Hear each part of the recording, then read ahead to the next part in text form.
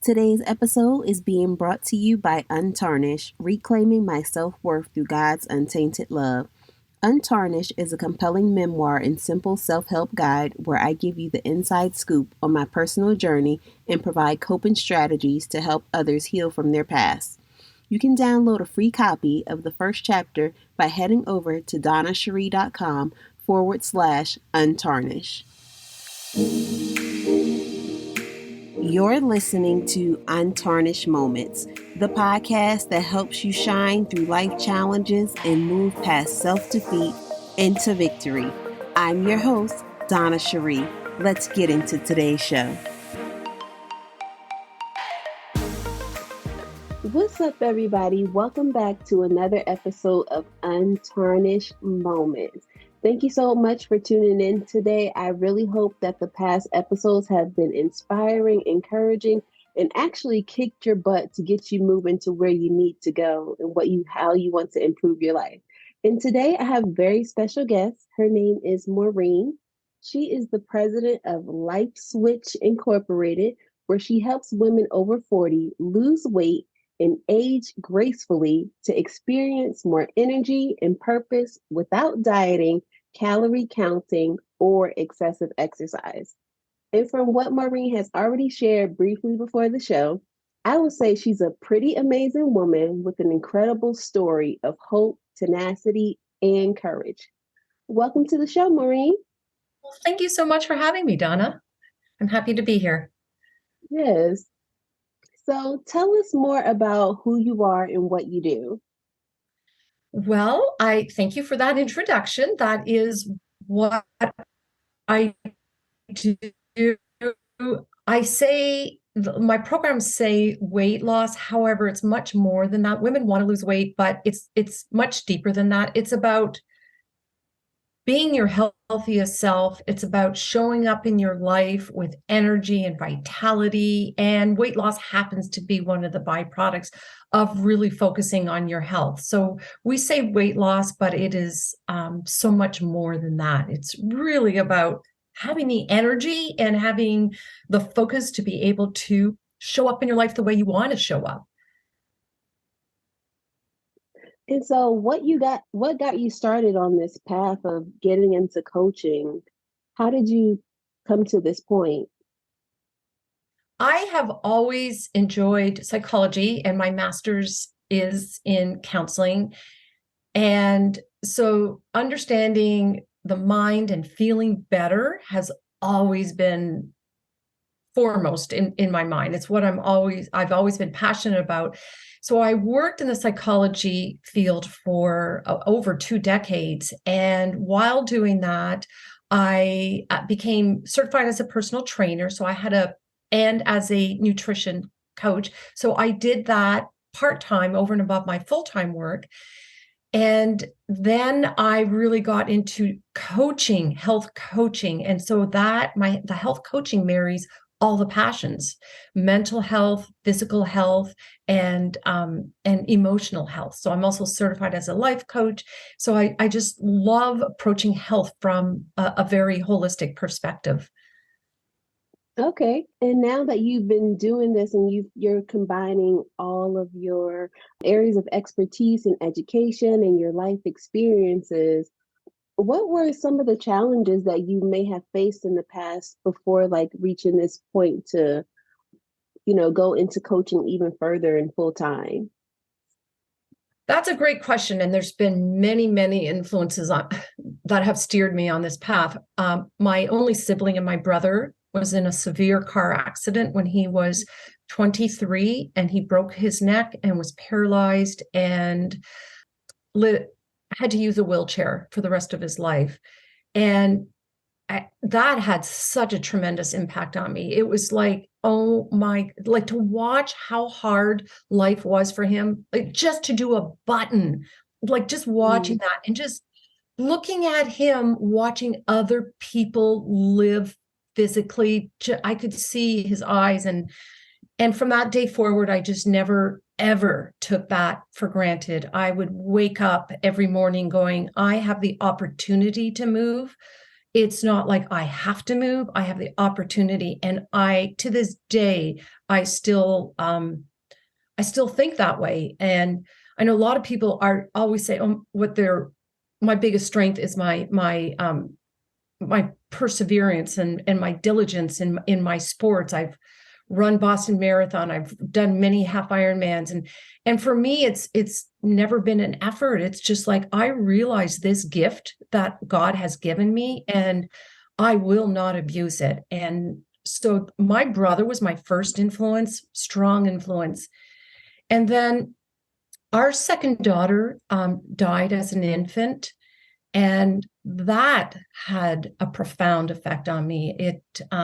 It really rocked my world. It rocked our world as a married couple, and it took quite a while to heal emotionally, mentally, spiritually, and it was a journey. And I certainly don't wish it on anyone. But if you have to look at your experiences as, what's the lesson in that?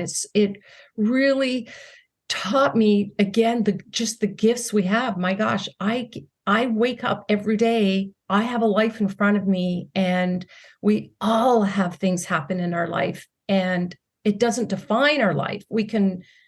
There's still so much good in our life. So that experience just really helped me look at, I have the choice to either let that really bring me down, or I have the choice to show up and try to have a good day, just not have it weigh me down. And then the third thing was my mother, who developed Alzheimer's, severe Alzheimer's. And I do everything I can physically, emotionally, mentally to not have that happen to me, because I saw it happen to my mother, and I know the impact that health has on us in that way. And so I do everything I can so that my children don't have to see or experience me going through that. So those have been my greatest lessons, teachers in life. What were some of the first steps that you took to become better? Because you had an accident yourself, right? Like in your 40s? I did. Yeah. Yeah. And actually that was pretty significant too. But I guess after those three, that would be the fourth one. Yeah. I was hit by a huge bus, and I had like some significant disc damage in my neck, in my low back. And I saw 3 orthopedic surgeons who said, you need surgery. I went to the Cleveland Clinic and saw a really renowned neurologist there who said, you need surgery. And then I saw an orthopedic surgeon when I was at the Cleveland Clinic, and he said, you can wait it out and see if things get better. If they don't, then get surgery, but they may get better. And just hearing that gave me hope, because for some reason, I just knew in my gut, it was just like, surgery is not for me. I do not want surgery. I really believe in the strength of our body and the wisdom of our body. And if I give my body the chance to heal, I want to at least give it that chance.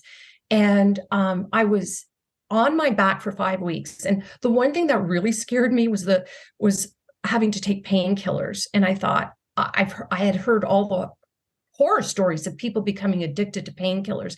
And that orthopedic surgeon, really wise man, said to me, he said, are you addicted to anything? And I said, no. And he said, then don't be afraid of getting addicted to these painkillers.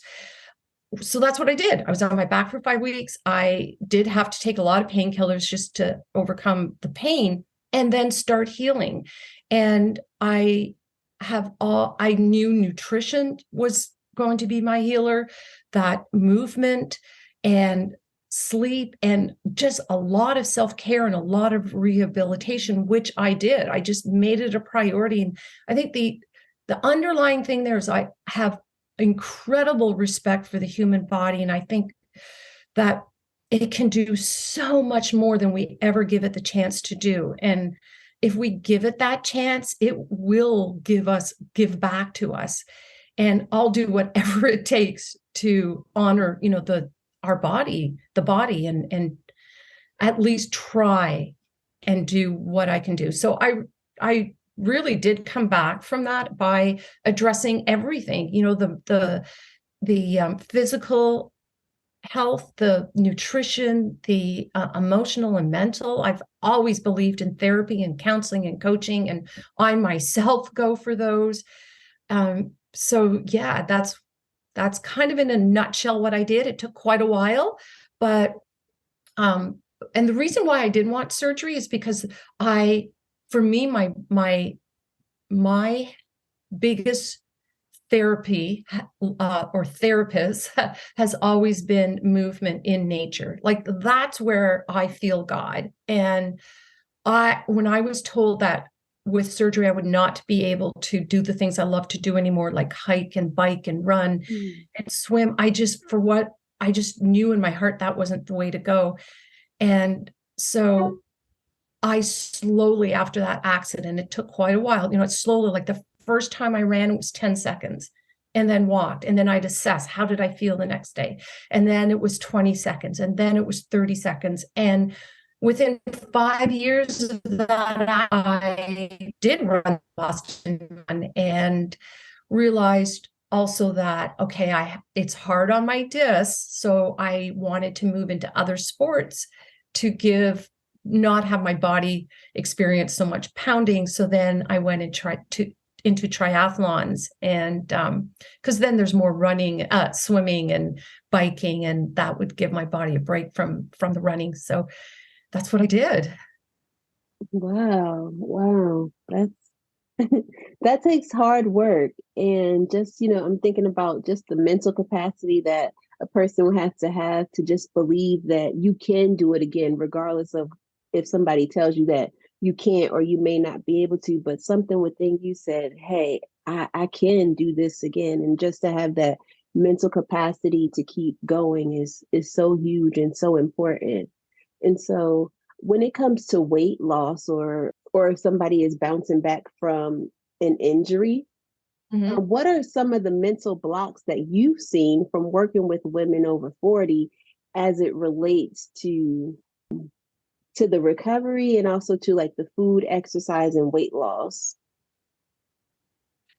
Well, first of all, I think the biggest thing is that our environment, our society has this message that, like, okay, for me, it was, you need surgery. I can't tell you how many people I work with where something happens and the first thing is that they hear is, you need surgery.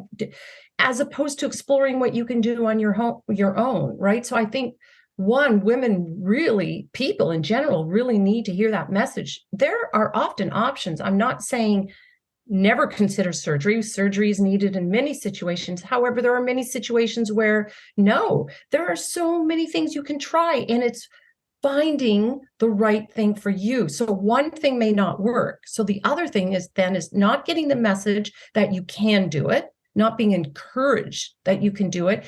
And then two, people often give up way too early. Just because one thing didn't work, it doesn't mean something else won't work. And often and another huge obstacle, people's mindsets. It's this belief that a lack of belief that they can do something. And I find a strategy that works really well, and I use it all the time, is to look at things as a scientist would. Like the minute you start to feel like it becomes personal. I can't do this. So when you hear yourself saying things like that, I can't do it. This is too hard. I've never been able to do it in the past. I just don't have the skills to do it. When it becomes personal like that, then it's okay, step away. What are the facts? What have I tried? What can I do differently? Like really just removing any personal subjective opinion about yourself and treating it like a scientist would. That removes all the discouragement and the mental beat down that we do. So there's some obstacles there. There's so many. There's doing too much too soon. Like I just was talking with a lady yesterday who She really wants to lose weight because she's older now and she wants to freeze her eggs. And she was told she can't do it because her BMI is too high. So she wants to lose weight. And though our approach is very slow, like people all of a sudden think it's taken their entire life to gain this weight, that they only have a month or 2 months or 3 months to lose it.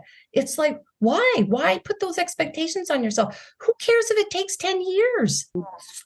Slowly getting there. We put our expectations are way too harsh on ourselves. It's okay. And it's the best way. So with my psychology background, what I really studied was behavior change, behavior modification. And the best way is slow, little incremental changes at a time.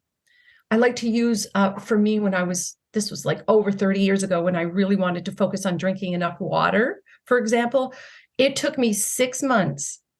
That's all I focused on, 6 months to get to the point where I was drinking the amount I want, just 2 liters of water. But that was over 30 years ago. I don't ever have to think about it. So even if it takes a year to lose weight, to lose, say, 40 pounds, who cares? Like, it doesn't have to be done in 1 month or 2 months or 3 months. It's just every day you show up and do a little more than the day before, a very little more. Yeah. And it just, like nowadays we're in this culture, or American culture, where we want things so fast, we want it to be microwavable, and that includes even weight. That's a good way to put it. Yeah. And even for myself, there have been times in my life where like I wanted to lose weight, or I did, but then I gained more weight when I went back to eating how I thought I could when I was 20 years old and had a very high metabolism, was more active.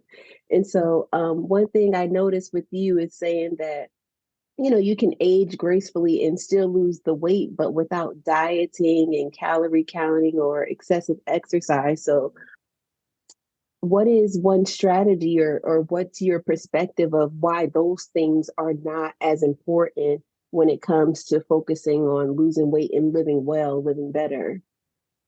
An important thing to recognize and I do work with women who are older, like I'm in my 60s, and most of the women, not all, but most of the women I work with are over 40. And our priorities really change with age. Our values change with age. And it really isn't about just looking great in a sleeveless dress anymore, right? It's like we want to show up and be able to look after our families the best we can. We want to be able to be around for grandchildren. So our priorities really change. And it's so important to remember that losing weight won't make us happier. We believe that losing weight will create happiness for us, but it's not. There's a feeling that people are after when they want to lose weight. So an important question is, well, why do you want to lose weight? Like, what's the real reason behind that? Often it's, I want to feel proud. I want to have more energy. I want to be on the floor with my grandkids. So it's not really the weight loss that will make someone happy. And understanding that will help someone really develop other pursuits in their life. Okay, well, what will it take for you to have more energy? And we explore all those. And it isn't counting calories. That's not what makes anybody happy, is counting calories. What will make you happy? And then the happier people start to feel, weight loss becomes a natural byproduct. The better you feel about yourself, the better choices you make for yourself, the more aware of what you are, of what the right choices are. It is never about restricting calories. It's about choosing nutrients versus calories, like eating really good quality food because you deserve really good quality food. Some people just need the education about what that is, but it's also the more you start to really love and enjoy your life, then the easier it is to eat in a way that will support the life you want. and move in such a way that will support the life you want. Okay. And I have two kind of follow-up questions to that comes to my mind now when we're talking about food. Mm-hmm. Sometimes there's like maybe this association of like where you shop is is where you can get like higher quality of food. So if it's like a, I don't know what state you're in, but like if you have an Aldi or a Lidl, some people might think, oh yeah, those stores are not good because they're not well known. But if I go to like in my area, there's a Harris Teeter, which is kind of more of a high end store, or like a Whole Foods. Mm-hmm. Is that kind of a misconception, or is there some truth to that when people are looking for food? Should they consider certain stores, or just, or what kind of food should they be looking for? I know you said, those whole rich foods, but could it be associated with what type of food store they go to, or not so much? It can and it can't, depending on where you live. I know you mentioned Aldi's. We do have an Aldi's, and I go to Aldi's. There are certain things you can find at Aldi's that are great. I know I've found they have these egg. I can't eat wheat because I have celiac. So I want to eat things with substance that like, but I can't eat bread or those kinds of things. So I look for alternatives. And there's these wraps at Aldi's that I really like. They're egg ones. So those are really great. And there's other things you can find. I like to say, regardless of where you're shopping, think of the foods that you eat a lot of, like say the top 10 foods that you eat, and then try to make those organic. So that, because organic can be expensive, and so just focus on what you eat the most, buy those in organic, and then the other ones you don't necessarily have to be buying all are organic. So regardless of where you shop, just look at the outside of the stores, the perimeter of the stores, where the vegetables and the meats and the dairies and the fish and the cheese and all the real food, the food that is not made in a factory. And it goes regardless of where you shop. Okay. Does that make sense?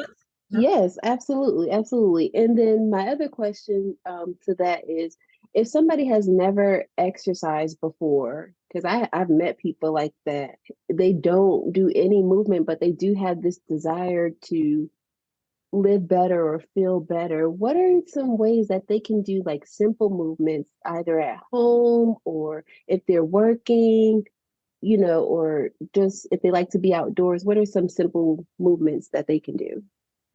If someone has never exercised, then I just have them go back to their past. What was the one thing they did as a child that they loved to do? Like usually someone can find something, and it may be a memory with a loved one, a grandparent, where they would go to the park with the grandparent. But so find an activity that they loved to do as a child. Was it skipping? Was it running? Was it whatever? Was it walking? Was it being in the garden? Whatever it is, and then go to that. So you want it to bring you joy. A lot of people say to me, oh, I know I need to run. And I always say, well, why? You don't need to run. You want to move. Our bodies are meant to move. So if you just think of how you enjoy, how your body enjoys moving.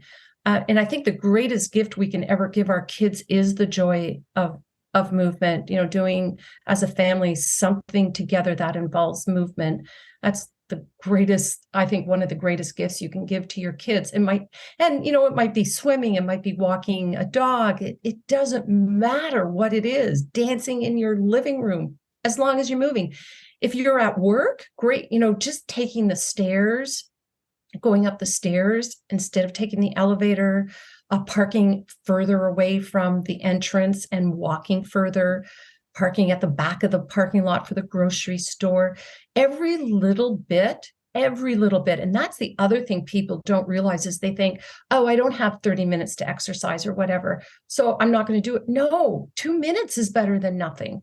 That's the other thing. It's like, it doesn't matter how little time you have or how out of shape you are, I know everybody can take 10 steps unless they're in a wheelchair. It doesn't matter what your starting point is. And then you slowly, incrementally move up a little bit. And so movement is there for everyone. You don't have to pay for movement. I rarely go to a gym. You can do so much in your own home. Yeah, I agree. Yeah. Because I used to go to a gym several years ago, but then when we moved to our house in 2018, and we have a furnished garage, so it's insulated. And my husband put equipment there, so we've been working out in there for like the past 5 years, and I have no desire to necessarily want to go to the gym. So yeah, that is my gym. That's perfect. And that worked out well for you right before COVID, right? Yeah. And that's another beauty. If anything like that happens, you can go up and down the stairs in your home. You can dance to music, and there's so many videos now on YouTube. Oh Yoga yeah. videos, workout videos. The availability is there. It's more that people don't show up for themselves. And I like to say, people, especially mothers, often won't break their promise to their best friend or to their child. But when we don't do what we say to ourselves that we want to do, we're breaking our promise to ourselves. And when you do that repeatedly and repeatedly, that really wears on our self-esteem, right? It's like, oh, I never show up for myself. I'm not true to myself. And it reinforces that self-worth and that belief that I'll never be able to do it. So we have to really make it so that it's so easy for us to do. Today, I'll take 10 steps. I did it. Awesome. Yay, I didn't break my word to myself. Tomorrow, I'll do 11 steps. Like we have to orchestrate it so that we can show up. We can do it no matter how busy our life is, or no matter how not well we feel. Even if we're in a wheelchair, we can find a way to do things. And then we do it. So if someone's listening, they're like, Maureen, yeah, right, that's easier said than done, that we can just do it, but I'm not motivated. I don't necessarily feel like it. What kind of support or accountability or what tools can someone use to help them along so that they can get to that point and then also get into that repetition and habit to continue going? Because also I find like people, they'll start and then they stop. And even for myself, I've done this before, but like to keep going and to also have that accountability to yourself or get additional support, what can they do? There's a lot of things. I think one, finding a support person, a friend, a family member, a spouse, someone to be accountable to. So, okay, 3 times a week, we're going to meet at this time and we're going to walk, or we're going to do whatever. I know for me, I've often joined groups, like a triathlon group, a biking group, a running group, or then you've got a reason to do it. And people are there and they're going to notice if you're not there. So that's a really great accountability partner, doing it that way. There's also a lot of apps. I find I track, and I encourage all my clients to track their progress.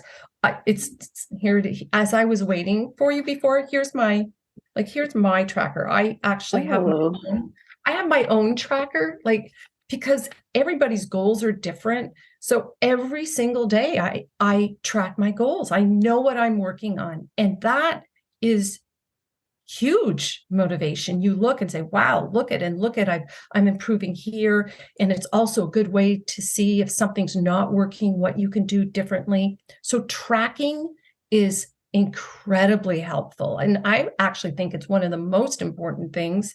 So a lot of people, weight loss, in my groups, they'll track their weight loss. And then you look back over the year, and I mean, that's a huge motivator when you see this graph that just goes down, or you also see that the graph goes up and down, but overall it's a downward shift. And then so it reminds people that, oh, so if my weight goes up, a little, that's okay. That's normal. I know it's going to come down again. So tracking that way is very motivating. I mentioned apps. There's so many apps where you can track. You can track your food. You can track your just showing up. And so there's tracking. Also hiring someone. I mean, what greater accountability is there, right? You've paid someone and you're going to show up, and that person will encourage you until you develop that that behavior enough so that you can show up for yourself. So hiring someone for support, I think, is, especially when it comes to health, like I say, health is your greatest wealth. Where are we without our health? That's where I invest my money. And that's where I encourage everyone to invest their money. No matter what your goal is in life, if your health isn't there, then that goal is not going to be attainable. It's Agree. Foundation to everything. And the other thing is finding a goal. Like I can't tell you how many women I've worked with who've had this dream of maybe being in a 5K race, a run race or something, and walking it. Who says you have to run it? But just that, having that goal, it's like you've got something to work towards. There's a reason to get up and do what you said you're going to do, because that day is going to come and you want to be able to do what it is you've planned. Okay, yeah, those are awesome tips. And so for the person who's listening, check that out. Regardless of what type of phone you have, you can always go to your app store and see what's available. There's plenty of free ones. Last night, I actually downloaded my Fitness Pal because I hear so many people, and I was using something else, and I hear so many people talking about that. But I was like, you know what? I'm going to use that and just continue to keep tracking. So, yeah. yeah. And if you want a good one for food, it's called chronometer.com. So I'm giving I'm not an affiliate in any way, but it's a really good one. What I love about it is better for me. I like it much better than Fitness Pal. It's because it really focuses on nutrients, and it will tell you what vitamins and minerals you might be low in, which is so helpful. Okay. And is this a free app or paid? Yeah, it's free. Okay. And you said that's Chronometer? Yeah, CRONOMETER. Okay, great. And I'll be sure to link that in the show notes for anyone who might be interested. Okay, and Maureen, you accomplished so many things, I'm sure throughout life, but when we talk about like fitness and living healthy, I'm amazed at the things you've done. Completed the Boston Marathon. That's really cool. And then also you climbed Mount Kilimanjaro. Is that how you pronounce it? Yeah, that's how you pronounce it. Yes. Yeah. And wow, what was your experience like? That was so cool. It was really cool. Hiking's always been like my most favorite thing.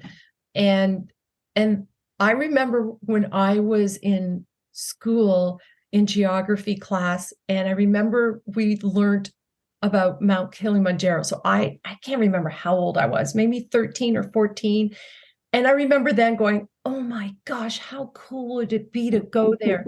So when I saw this advertisement, this group was going, and I thought, oh, I'm going to go. So I went with a group of people. I didn't know anybody, but we trained together for like 9 months ahead of time. We would do hikes in the middle of the night, because part of the very last climb to the very top, you start at midnight and you climb throughout the night. Yeah, there's certain reasons why they do it that way, but so you do it through the night. So we actually practiced, hiking really late at night and together as a group. And it was a great, I really, really enjoyed it. Love it. Yeah. And after you completed that, what did that do for your confidence or your self-esteem? With any of the major events I've done, I find it just really helps me show up in life with purpose. Like I have something. There's a reason to be a strong reason to be focusing on my health. And with each one of those experiences, there's always been an element of fear and doubt. And so it's working on your confidence and working through those emotional and mental fears. And when you conquer those, then you move forward going, oh, that's no longer an obstacle for me. So it's a way to just keep growing as a person, mostly. That's what I love about it. But it's also, for me, it gives me a lot of hope. It just gives me a purpose to persevere, a purpose to try and overcome like sadness or depression or grief. There's a greater purpose than just what my personal experience is. And nature is one of those greater purposes, just exploring and living with nature, I find is part of our greater expansion. And so I always, it helps me show up every day, basically. Yeah. Okay. And do you have any other big extravagant adventures coming up, or things you got your eye on? Well, I actually, right now, my big adventure is I fell really hard. And just a few months ago while hiking, and I went downhill my kneecaps landed on rocks. And since then, Ouch. yeah, I couldn't walk for quite a while. I finally went. I was like, oh, things are not good. So they are not good. So I actually um, I need to see an orthopedic surgeon. So I'm most likely looking at surgery, which I have never had in my life. This will be my first Oh, surgery, but it's looking like I can't avoid that. So right now, I have to look after that in order to be able to do other things that I want to do. yeah, and Yeah. I'll be keeping you in my mind. I don't know when you have to go for that, but yeah, I'll be thinking about you and say a prayer for you. So Thank you. I really appreciate that. yeah. So what are some last words of wisdom you'd like to leave with the audience today if they're looking to live better and feel better in their lives at this point and beyond? I feel, and maybe not necessarily with the newer generations, but women are not encouraged enough to look after themselves. Self-care is so important, and we're often told we need to look after our children before ourselves, our families, our church, our community, and we're like last on the list. And it needs to be flipped. The only way to really help society, our families, society, everyone else, is first to focus on us. And it's not selfish. And there's nothing more important than your health. We've been given this amazing life and body, and to me, it's a duty to look after it. So it is not selfish. Do what you need to do to feel better. That doesn't involve things outside of you, like a reliance on food and alcohol and drugs and Netflix and other things to what's the word I'm looking for? A To reliance, cope. yeah, to cope and to deal with your emotions. And so really explore, what will help if you are bored, if you are sad, if you are lonely, like what will really help you feel better. And it isn't those things that are external to us. We have to look inside, but everybody is worth it. And we need to be our own best friend. True that. Yes. And we Yeah. only have one life to live, but we don't know when our last day will be. So make this day counts. I agree. So, where can people stay connected with you on the web? Okay, well, thank you for asking. I am on Instagram, Maureen Kemeny, and on Facebook, it's Life Switch with Maureen Kemeny. And then my website is maureenkemeny.com. And I'm also Okay. on LinkedIn. I'm probably I am on most of the social media platforms except for TikTok. Okay, wonderful. So, ladies and gentlemen, if you're interested, be sure to check out Maureen Kemeny, and I'll link all of where you can find her on the web in the show notes. And like she said, just we only get one body, one life, and we have to be very mindful of what we do with it and how we treat it. And so, invest in you, do you, by living well and by taking care of your body in a way that is most beneficial and that will also add to your your cognitive capabilities, as well as being able to live longer for your family and friends and to do the things that you love with purpose. So there you have it, ladies and gentlemen. Maureen, thank you so much for coming on the show today. It was a pleasure to have you, and thank you so much for your wisdom and your knowledge and expertise. Thank you so much, Donna. It was wonderful speaking with you. All right. Until next time, guys, ciao. Hey, Overcomers. Thanks for tuning in. For more information, head on over to donnasherie.com. If you want to find me online, I'm at I am Donna Cherie on Instagram and Donna Cherie on Facebook. Don't forget to join the Overcomers Confidence Club Facebook community. And of course, if you love the show, be sure to subscribe, rate, and review on iTunes.